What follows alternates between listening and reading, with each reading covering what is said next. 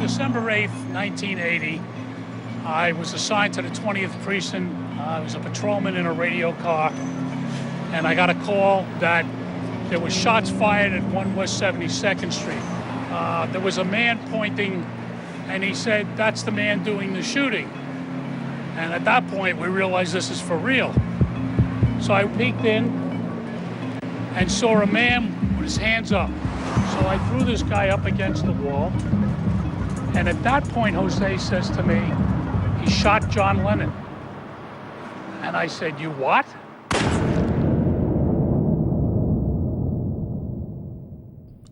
Ovo je umjetničko djelo udovice Johna Lennona, Yoko Ono.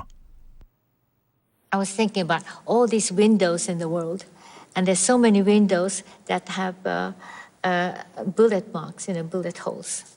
So I wanted to make a symbolic gesture of one bullet hole for that. And also, you have to see it from the front, and you have to see it from the back, because when you see it from the front, you're the shooter. When you see it from the back, you're the victim. And I did it, and then I saw it and I said, "Oh my God, I saw that night."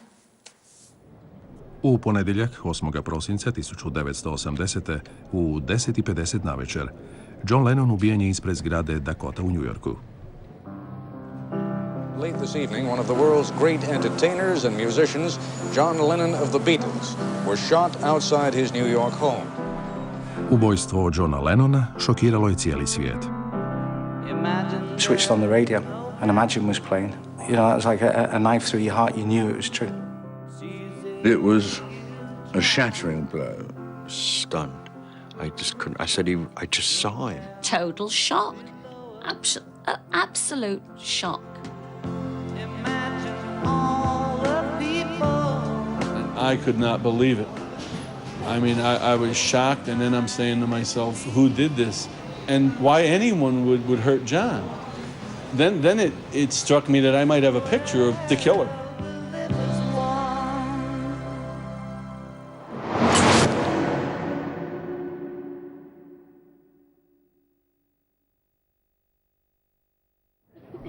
U siječnju 1969. 11 godina prije Johnove smrti, Beatlesi su održali svoj posljednji koncert na krovu svoje uredske zgrade u Savile Row. Bio je to kraj jedne ere. John Lennon snažno je utjecao na cijelu jednu generaciju, a i šire. What do you know happened to you? What do I know happened? I just know the record thing was, the record label was run from here, wasn't it, I suppose? I don't know much what happened there. I wasn't born in that, but yeah, man, the last gig and that.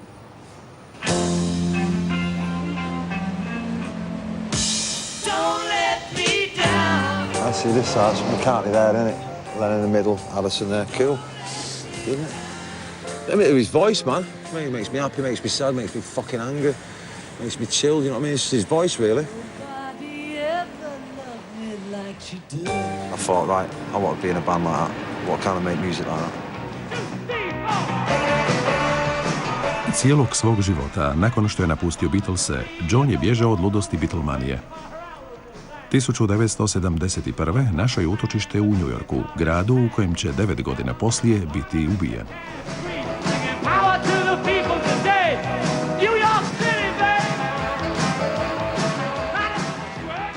Yeah, the last time I saw John, we were in Madison Square Garden. He said, I can walk down the street, walk through the park, people pass me, "Hi, John," and keep on walking. Instead of, "Hi, John, autograph, please," blah, blah, blah, blah. He said, "I love it." And I thought to myself, John's found peace at last.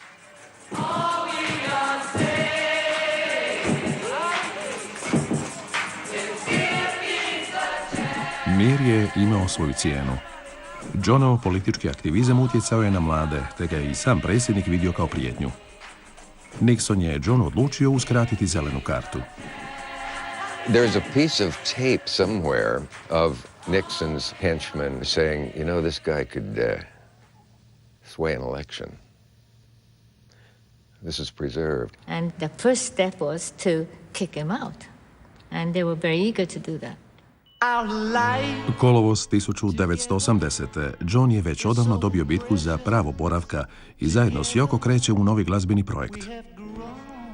Ovdje su snimljeni kako odlaze iz grade Dakota prvog dana snimanja svojeg albuma Double Fantasy.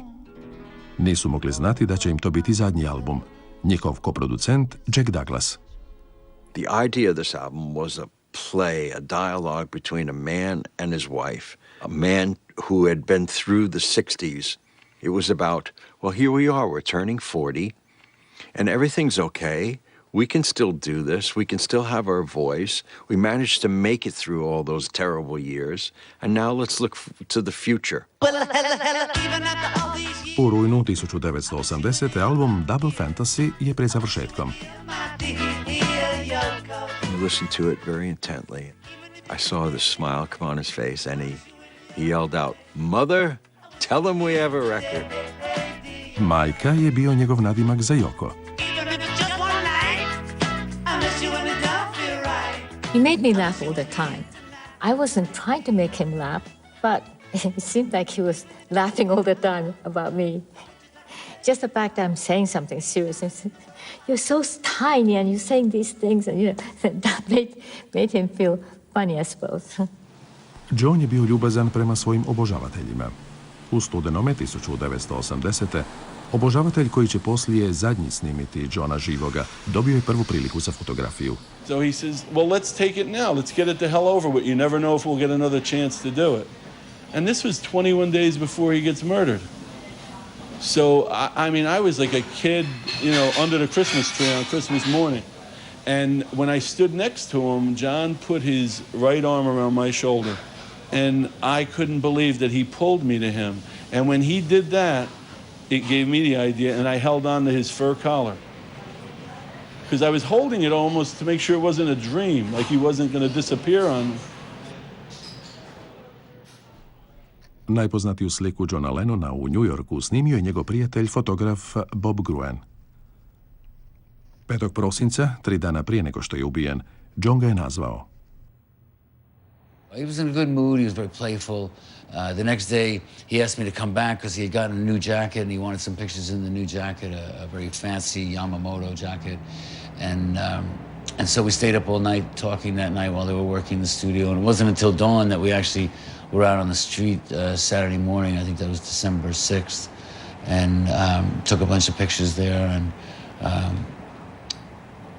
And that was the last time I saw him there. Te subote, 6. prosinca, John je dao radijski intervju Andyu Peeblesu, diskjokeju BBC-a, u studiju Hit Factory-a na Manhattanu. And there was my hero. I remember he immediately put his arm around my shoulder and said, "Thank you for coming." And I felt like saying, "What do you mean, thank you for coming?" I left England, I still couldn't go on the street. It was still Carnaby Street and all that stuff was going on. We couldn't walk around the block, couldn't go to a restaurant, unless you wanted to go with the business of the star going to the restaurant garbage. I can go right out this door now and go in a restaurant. Do you want to know how great that is? And towards the end of the interview, for some perverse reason, it just flashed through my mind, ask him about security. And he came out with the classic quote, I can walk down the street and people say, "Hi, John, how are you? How's the baby?" And I can see him now saying it with such conviction. He could never, ever have dreamt what would ensue in 48 hours. Never, ever have dreamt.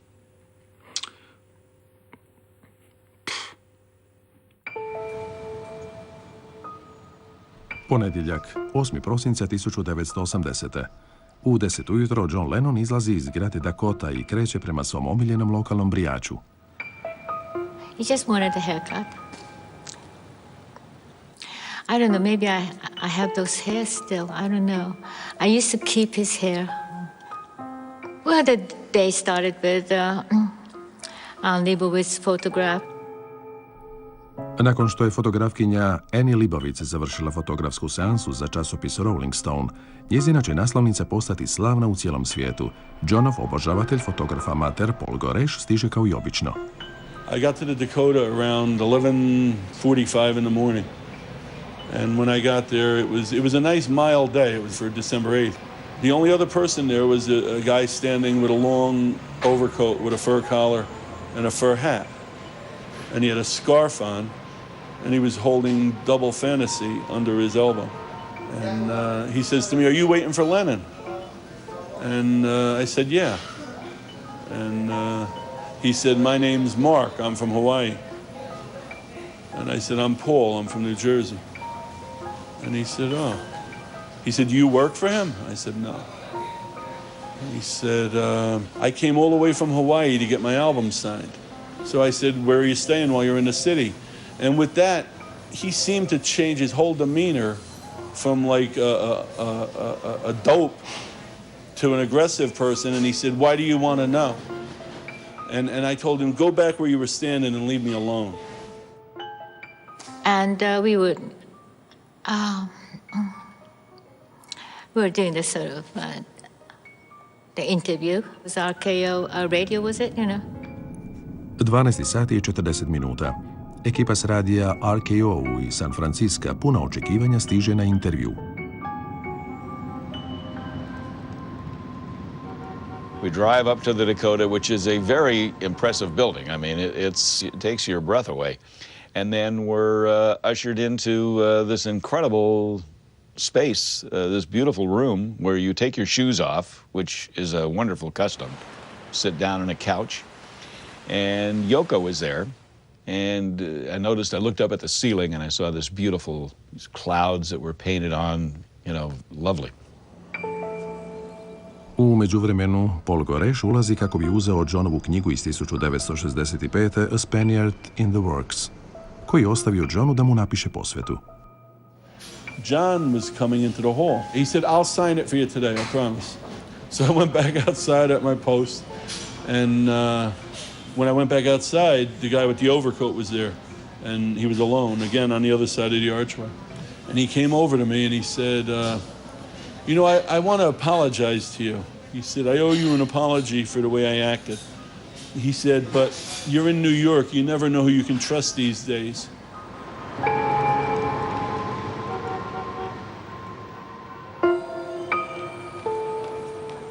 Ponedjeljak, 8. prosinca 1980. 1 sat i 25 minuta. John Lennon počinje dvojpolsatni intervju s radijskim novinarom Daveom Sholinom. Biće to njegov posljednji intervju. The door opens and John appears, does this little jumps up in the air and proceeds to say, "Here I am, folks. The show's ready to begin." He spreads his arms out and comes right over. He could not have been more upbeat. U intervju John govori o svojem životu, o vremenu kad je živio u Liverpoolu, o vezi s Yoko i o njihovom sinu Seanu.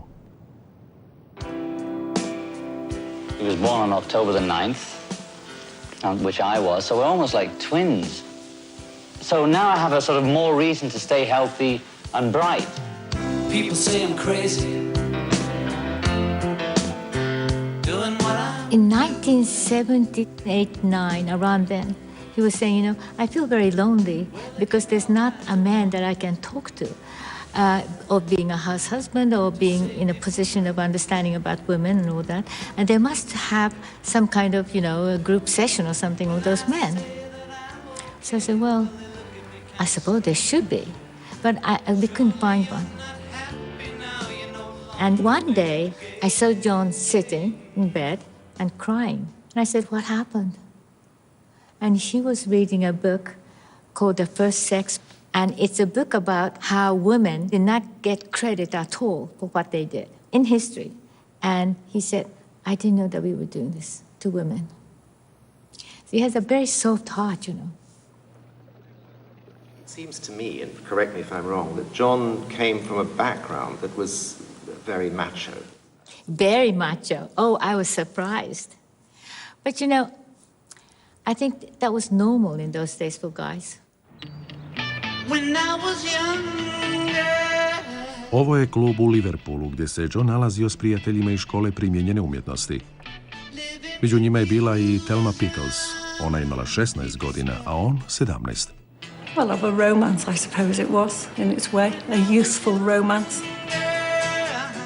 John je živio ovdje u kući koju su zvali Mandips sa svojom tetom Mimi, koja ga je odgajala umjesto njegove majke Julije. Well, he got up to the kind of things that young people get up to. He had a very pristine bedroom. And he once told me, or asked me, did I know that making love, you expended the same amount of energy as going for a 5-mile run, which I didn't know, and I don't know to this day is true, but I believed him. And then it became a euphemism. Jedne večeri održavala se zabava u školi primijenjene umjetnosti koju su oboje pohađali. And he said, come on, let's go for a 5-mile run. So we went upstairs to the art history classroom. When we got inside, there were at least 3 other couples. And I didn't realize at first. And then I said, I'm not staying here. And he absolutely whacked me one. And I didn't speak to him after that. I didn't care who he was, how interesting he was, how funny he was, how caring he was, how lovely he was. I was not going to be hit by a lad and continue a relationship. Johnove veze sa ženama često su bile kontroverzne. 1970. već je bio jedan od najpoznatijih ljudi na svijetu. Njegov rani brak sa Cynthijom, s kojom je imao sina Juliana, propao je. No, Yoko je bila omražena. The reasons for the Beatles splitting up and so on were, with precious little evidence, ascribed to her. Neprijateljstvo prema Yoko nije se smanjilo ni kad su se preselili u New York. I felt terrible about me, but then I was feeling guilty about him, that, he was really getting it as well, because his records were not selling too well either. And it's all because he was with me in a way, Because we were together almost 26 hours a day. And I think it was very, very unusual for John to be like that. And also any rockers, they just kind of sneak out or something. There was none of that, because he was worried that I might do it. He was laughing about it. Well, because, I'm an artist, and, he felt that, I might be more sort of free about things, unlike other women. So, and probably I was, but I wasn't that free about that sort of thing. Zapravo je zbog Johnove nepodopštine s drugom ženom na jednoj zabavi 1973. Yoko odlučila da trebaju neko vrijeme provesti odvojeno. I call it my lost weekend. It lasted 18 months when the feminist side of me died slightly, and she said, get the hell out. Give me 30 seconds to just be in the space. Elliot Mintz je novinar iz Los Angelesa koji se sprijateljio s Johnom i Yoko. Yoko thought it would be best for John to go off on his own and for the two of them to part as a separation. And she suggested he leave New York and go to Los Angeles. That choice was partially based upon the fact that I was here, and that somehow I might be able to look after him. Talk about a burden. In the first couple of weeks, he did what people do in this city. If you're a bachelor for the first time and by former profession you happen to have been a Beatle.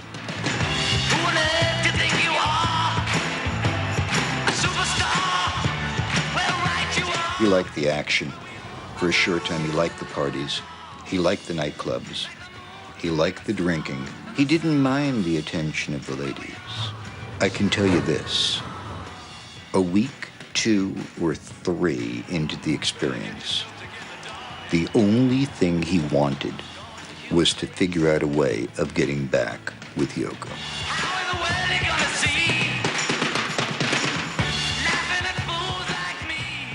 And I would say to Yoko, look, he just keeps saying to me, tell Mother, he referred to Yoko as Mother, tell Mother that I'm ready to come home. And I would say that to Yoko, and Yoko would say, no, he isn't. I'll let you know when he is. Nakon 18 mjeseci odvojena života, John i Yoko su obnovili vezu. Tada, 1975. rodio se njegov sin Sean. John je bio novi čovjek. Svoj povijesni intervju s Daveom Sholinom 8. prosinca završava tvrdnjom da osjeća kako ulazi u novu životnu fazu. Because I always consider my work one piece, whether it be with Beatles, David Bowie, Elton John, Yoko Ono, and I consider that my work won't be finished until I'm dead and buried, and I hope that's a long, long time. So we ended this interview, said our goodbyes, all took photos. I had my photo taken with John and Yoko, which I treasure more than anything. Wrapped up the gear, and then headed on down to get to our car. We were going right to the airport. 4 su sata i blizu ulaza još se mota obožavatelj i fotograf amater Paul Goreš. Spazio ekipu s radija RKO kako izlazi iz zgrade s opremom za snimanje. Now a little bustle, people starts coming out. I start noticing a lot of silver cases and whatnot, so I figured John will be coming out soon. Next thing, John comes walking out looking for a car that was going to take he and Yoko over to the record plant. So he turned to Jose and he said, Jose, where's my car? And he said, Jose was the night doorman who had come on. His name is Jose Perdomo. And he said, it's not here yet, Mr. Lennon. He's looking around. And I thought it was, for a split second, I'm thinking to myself, boy, this is pretty amazing. I mean, here's John Lennon outside of New York. I thought of that quickly, and I said I just dismissed it. In this town, it's no big deal, and that was it. He said to me, don't forget to get your book. He said, did you get your album signed?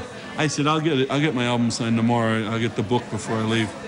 And as he was talking to me, the guy with the overcoat approached him from the left. And he didn't say a word. He just held the album out in front of John. And John turned to him and looked at the album and said, do you want it signed? And the guy nodded. He didn't say a word. He just nodded. So it looked like a picture, so I snapped a couple pictures. And the first picture I took was John signing the album, looking at the album. And he nodded, and he took the album, and he just backed away. So John is saying, well, our car isn't here. You're going to the airport. Yeah? Would you mind giving us a ride? Hop on in. We're headed in the same direction. So as he was getting into the limousine, I took a picture of him getting into the limousine. And that turned out to be the last picture of him alive.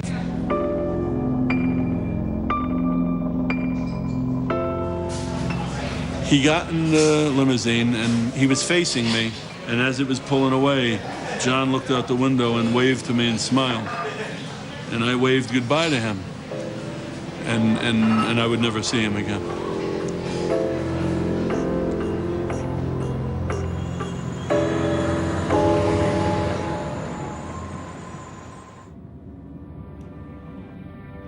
Sada je 5 sati, ponedjeljak, 8. prosinca 1980. Novinar vozi Johna Lennona u studio i usput ga pita kakav je njegov odnos s Paulom McCartneyem. He says, well, he's like a brother. I love him, families, we certainly have our ups and downs and quarrels, but at the end of the day, when it's all said and done, I would do anything for him. I think he would do that for me, and that was where it was left. So that was great to hear. And we dropped John and Yoko off at the studio, said our goodbyes. Dok su John i Yoko snimali u studiju, nekoliko ulica dalje u Central Parku, mladi novinar sa ABC-a doživio je nesreću na motociklu. On će imati ključnu ulogu te večeri. Cops came, ambulance came from St. Luke's Roosevelt. And I remember riding in the ambulance and one of the EMTs said, you're lucky. It's a Monday night, it's quiet. There's a doctor at the ER. She's a young lady. You're going to love her. She's friendly and easygoing. And they're going to take you 1, 2, 3. U studiju, John i Yoko su dovršavali zadnju pjesmu koju će ikad snimiti. Njezin naslov imaće simbolično značenje. So the last thing we did was to record Walking on Thin Ice. It's still hard for me to talk, to think about it because it's a song that just came to me. But when you listen to the song, it's about us, and how we will be remembered or not be remembered when we are be turned into ashes. Why was I thinking that? And it's really weird. And John loved that song, and he said, Yoko, this is your first number one. I think you just got your first number one, Yoko. We finished the mix that night, and I walked him down to the elevator, and I said to him, I'll see you at Sterling, the mastering house, at 9 a.m., and he was all smiles and thrilled and had a cassette of the song with him, and Yoko was all smiles, and the elevator door closed. Zadnji glazba koju je John snimio bila je dionica gitare za ovu pjesmu.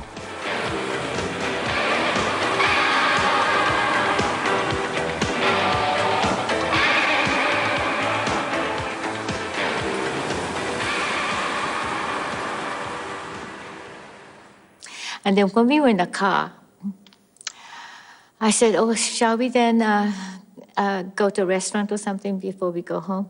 He said, no, I want to see Sean before he goes to sleep. I said, well, he's probably asleep by now, I was thinking, but okay, he wanted to see Sean, so he wants. So, but you know, even if we went to the restaurant, doesn't mean anything. It didn't, you know, make us avoid anything horrible. And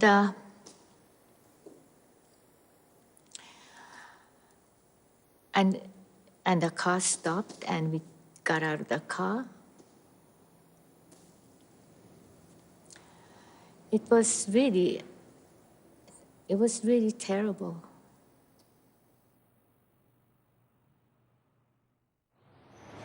I was a patrolman in a radio car, and I got a call that there was shots fired at 1 West 72nd Street. There was a man pointing into the vestibule, and he said, that's the man doing the shooting. And at that point, we realized this is for real. So I peeked in and saw a man with his hands up.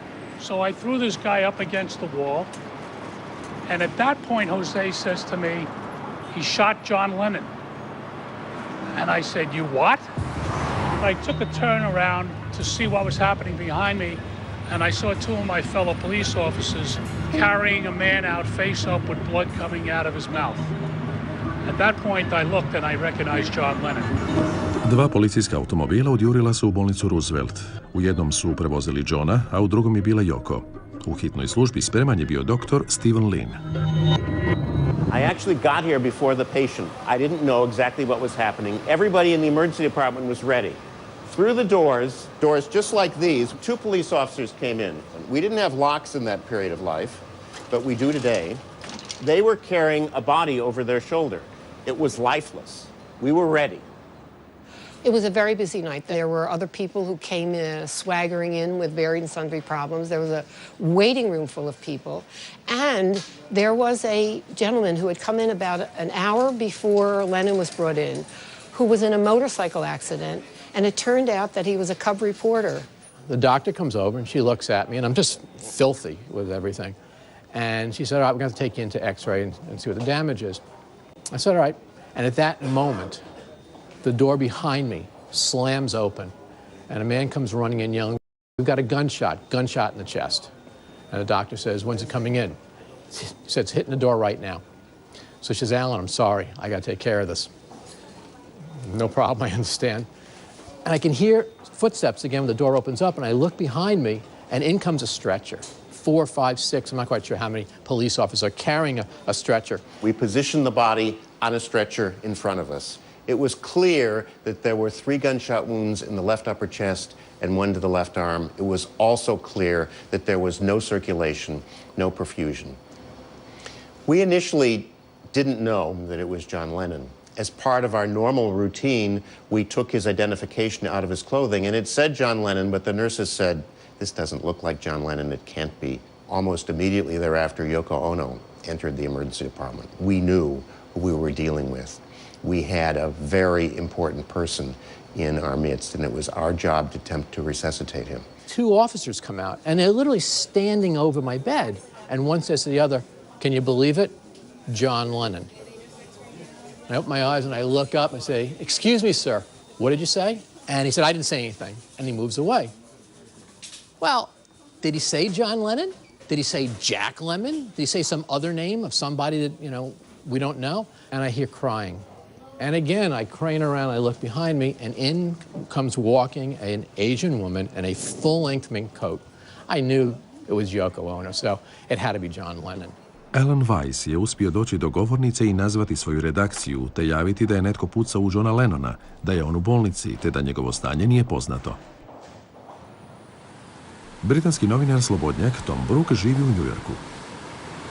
On that day, I was at home. I lived down in Greenwich Village, and I got a call from Jonathan King, and he told me he'd just heard a news report that there'd been a shooting at the Dakota apartment building and that possibly John Lennon was involved. Well, when I heard that, I thought this could be a really, really big story. So I left home very rapidly with my tape recorder and a radio, got in a cab, came up 8th Avenue, and I arrived here probably around 11:15. My girlfriend came in ashen-faced, looked at me and said, "John's been shot." And, I mean, I couldn't, you know, I was stunned. I just couldn't, I said, I just saw him. She said he was shot at the Dakota. He's up at Roosevelt Hospital. So I ran downstairs with her and we got a cab and headed up 8th Avenue to Roosevelt Hospital. Kamermana lokalnih vijesti snimio je trenutak kad je stigao producent Jack Douglas. Jack Douglas, I was just with it. But you have to read a word. Is Yoko here? Is Fred here? She's here. Yoko is here. Okay. So I had a special number to call the Dakota desk, you know, the place where they admit people, the security gate. And I called that number. And I said, "Hi, it's Elliot, and I just want to make sure everything is okay." And the person hung up the telephone. And that had never happened before. So I made a quick telephone call to American Airlines to book one seat on the last flight from LA to New York. And I am sitting on the gurney, and I'm able to look into the room and watch them work on John. And he's lying there on a bed, and he's surrounded by medical staff, and all his clothes are off. And I just remember there being a lot of blood. What we found was that all of the blood vessels that left the heart, the aorta and all of its branches, had been destroyed. We tried to find a place where we could stop the bleeding. I literally held John Lennon's heart in my hand and I massaged it to try to get his heart going again. We transfused blood, but it was clear with all of the vessels destroyed, there would be absolutely nothing that we could do that evening. About 11:10 to 11:15 that evening, we pronounced John Lennon dead.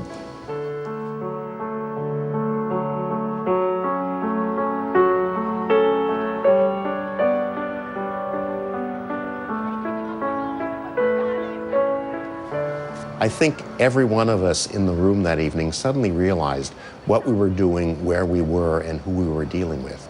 A lot of people began to cry. We reminded the staff to be certain not to say anything to anybody until appropriate press announcement had been made. We told the staff that they couldn't sell their uniforms that might be bloodstained. We made certain that all the linens and all the equipment in the room was secured and that the medical record was tightly secured. And then suddenly, out of virtually every door to the emergency room, security officers came running in. And they said, "You, lay down." I said, "No, I'm quite happy here." He says, "Lay down." Because apparently the ABC story had been reported by that point. So I laid down, they took the gurney, and they took me out of the emergency room. And they put me in another room right outside the emergency room. It was at that point that I understood I needed to walk down the hallway and speak to Yoko Ono. As I did, I remembered that I was taking care of Alan Weiss, an ABC news director, and he had been laying on a stretcher right outside of the resuscitation room, but the stretcher was empty. The hospital plays Muzak, and the song that comes up on the Muzak is All My Loving. The song ends a minute, 2 minutes later, there's a shriek. No, no, oh no, oh no. Her first response was immediate. It's not true. You're lying. It can't be. I don't believe you. In my mind, it literally felt like this was going on for about 5 minutes. She was laying on the floor. She was hitting her head against the floor. I put my hands behind her head to try to prevent damage to her. Yoko Ono was incredibly emotional for quite some time. And in fact, it was when one of the nurses brought in John Lennon's wedding ring and gave it to me and I gave it to her when she accepted the fact that her husband was in fact dead. And I was touched by the first thing that she said. Because what she said was, my son Sean is still awake. He's probably sitting in front of the TV set. Please delay making the announcement 20 to 25 minutes so I can get home and make certain that I tell him what happened before he sees it on TV. The doctor who first saw me comes in and says, all right, Alan, let's continue with you. I go, hold on, Doc. What's the story with John? Is he alive? Is he dead? Is he paralyzed? I mean, I saw it looked like a lot of blood. And she said, I can't tell you anything. There's going to be a press conference in 40 minutes. And I said, let me ask you a question. I said, you're one of the main doctors there, right? She said, yes. I said, if someone was brought in with a gunshot, it's only been 15, 20 minutes. If the person were alive, wouldn't you still be needed? She said, that's an accurate assumption. I said, okay. I said, I got to get to a telephone.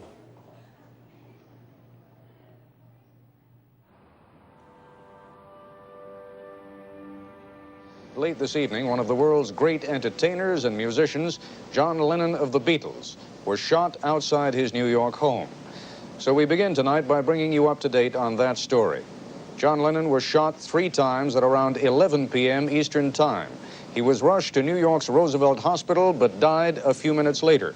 Police have a suspect in custody whom they describe only as a local screwball. Monday night, I was actually printing the pictures that I'd taken on Saturday. Late as usual, I was trying to get everything done.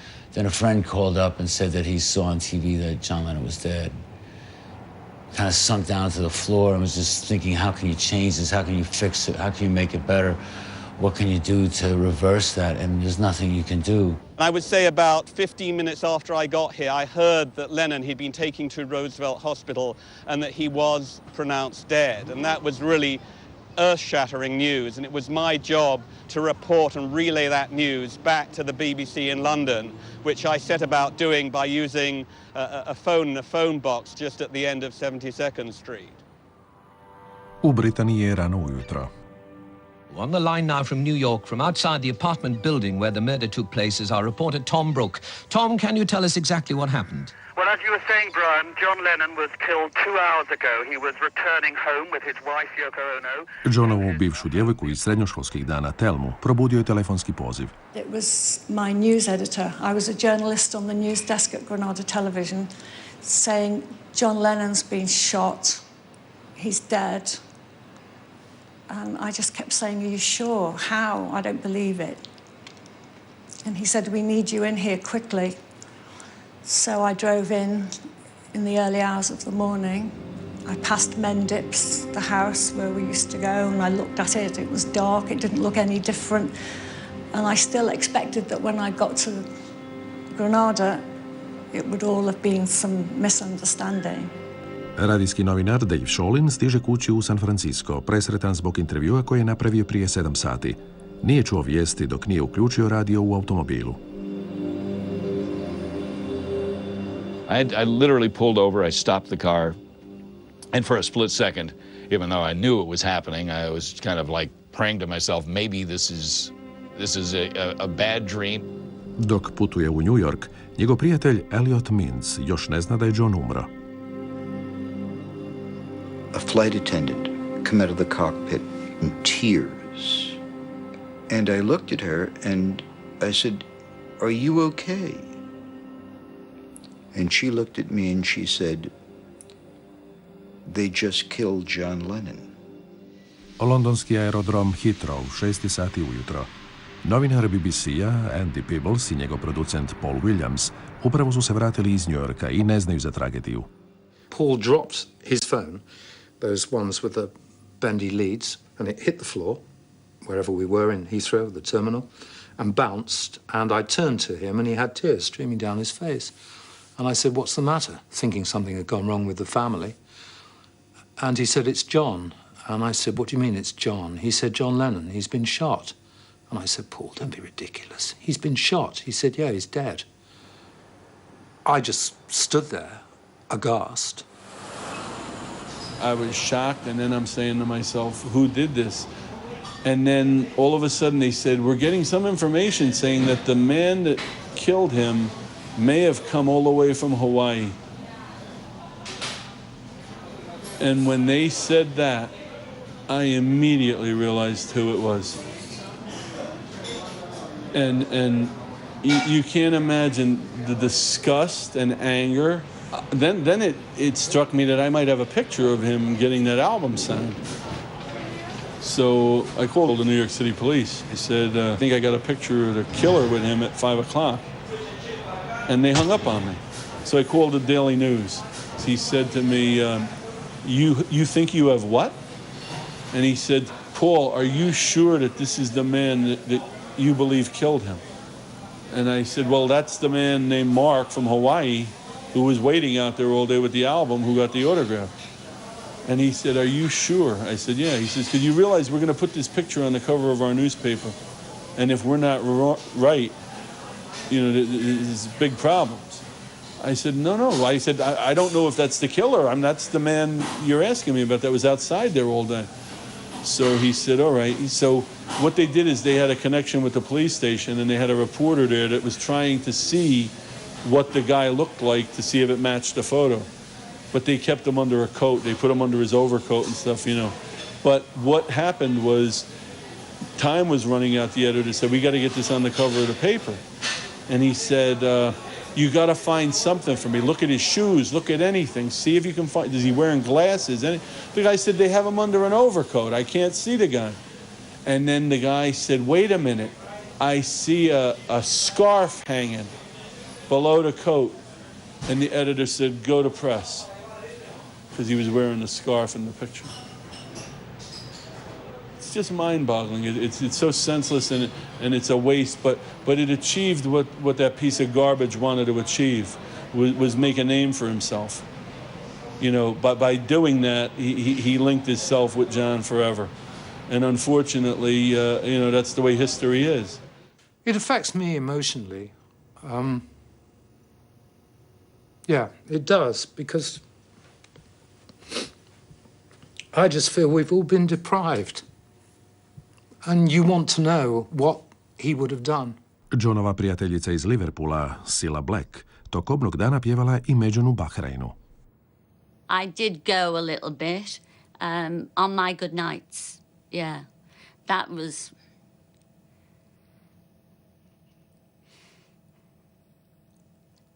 emotional. Never take a day for granted. I will tell you that, because on a dime, life can change. So all those people that loved John felt that they knew him. I knew him. But I'm not that far from people who thought they knew him, because he was his music for the most part. You know, 80% of him was what he gave you of himself. So these people who thought they knew him, well, they did.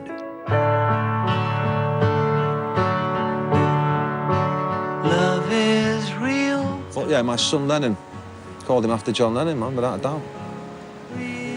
And I know he probably gets stick for it, but it is a tribute, you know what I mean? But, yeah, why not? Like I said, man, I love Lennon, you know what I mean? I think that influencing the way people think or thought was in its way as potent a force in his life as the music and the words. Yoko se morala nositi s valom tuge koji je preplavio milijune diljem svijeta. A lot of people were standing outside, you know. But I was more concerned about what I'm going through and what Sean is going through. But then when I heard that, you know, some girls jumped off the roof or something, and then I thought, oh dear, I have to take care of them. Because, you know, I am his wife. 8 dana nakon Johnove smrti, Paul Goreš primio je paket iz Dakote. U njemu je bila knjiga koju je ostavio Johnu na potpis. I opened the book and he wrote Love John Lennon 1980. And it was the only time he ever wrote love on something for me. John had signed it 3:30 on December 8th.